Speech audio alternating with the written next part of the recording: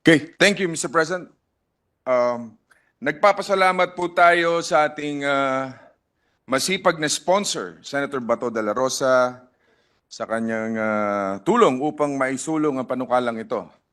As one of the author of this measure, alam natin ang kahalagahan nitong panukalang ito sa ating mga piitan o kulungan. Naniniwala po tayong lubhang kailangan maisabatas itong magkaroon ng sentralisadong administrasyon at pamamahala ang ating mga bilangguan. At anuman po ang epekto nito, sinasabi ang isang sentralisadong correctional system ay nagiging daan para sa iisang kumpas. It allows consistent decisions and uniform plans and strategies that guide policymakers and implementers. Ang hangarin lamang naman ng panukalang ito ay ilapit sa BJMP ang pamamahala sa mga lokal na kulungan. Hangad natin ang isang sentralisadong pamamahala sa ilalim ng BJMP. Isa ng tanong lamang po, Senator Bato, with your permission, paano po ba natin mapapadulas ang paglilipat nito ng responsibilidad sa BJMP? Kung yung transition po ba ay maayos, plantsado at organisado patungo sa pagsasakatuparan ng mga hangarin ng panukalang ito? Thank you, Mr. President. A gentleman from Cavite, thank you for that question. Yung transfer ng pangangalaga ng ating mga provincial jails from the local government to BJMP ay mapabilis po at hindi po mawawalan ng trabaho yung ating mga kasalukuyang mga empleyado ng provincial jails. Dahil according to Section 4 at Section 5 of this proposed measure, we have here the Section 4, the transition period. For orderly transfer of management and operation of provincial and sub-provincial jails, a 3-year transition period is hereby established to commence from the date of the effectivity of this Act, provided that during the transition period, the concerned provincial government shall continue funding the subsistence allowance of inmates and the maintenance of jail facility, including but not limited to electric and water expenses and necessary repairs until such time that the total and full control of supervision of the facility has been transferred to the BJMP. Section 5, provincial and sub-provincial jail employees. This pertains to the employees.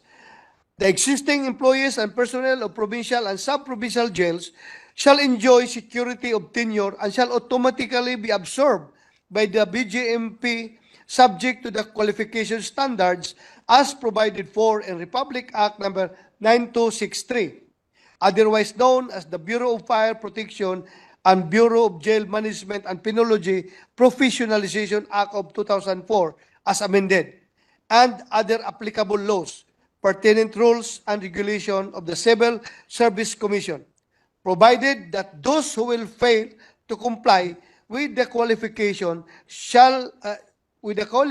standards at the time of transfer shall be given 5 years from the lapse of the transition period as provided in this Act to complete the necessary requirements for the concerned position.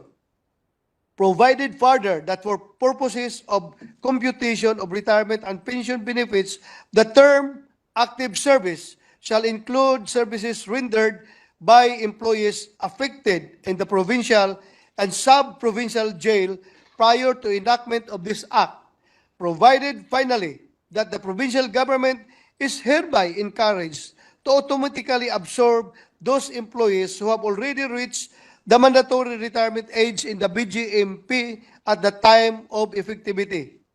Employees opting to be separated from the service as a result of the transfer under the provisions of this Act shall receive separation benefits in accordance with existing laws.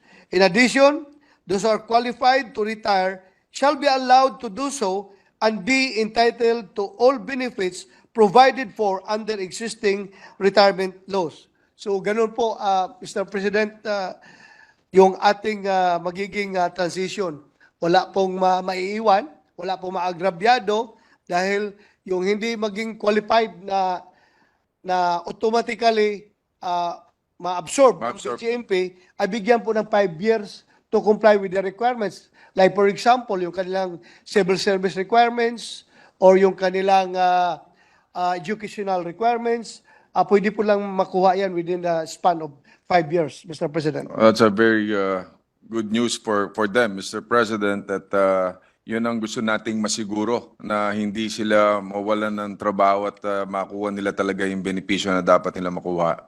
Yes, Mr. President. And during our hearings, a series of hearings, we have received the commitments of the provincial governors who are running these provincial jails that they are willing to reassign because these are provincial employees.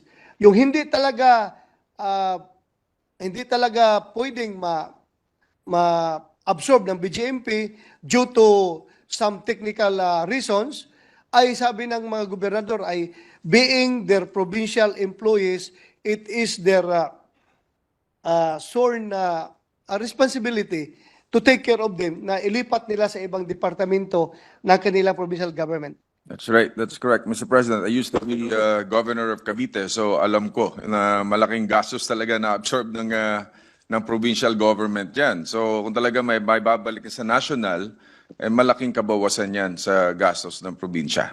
Yes, So- po, Mr. President. Kaya nga, lahat ng gobernador na natanong Very supportive yan for sure. gusto talaga nila, pero yung gastos na intended for the operation of these provincial jails ay may focus nila sa ibang priorities. Exactly. Ito lang gamitin. And that is not their expertise, no? Nasa politika, tapos hawak mo parang trabaho ng BJMP yun, hindi ng provincial governor. Tama po kayo, Mr. President. I cannot ask for more because you've been a governor of Cavite. So, Yeah.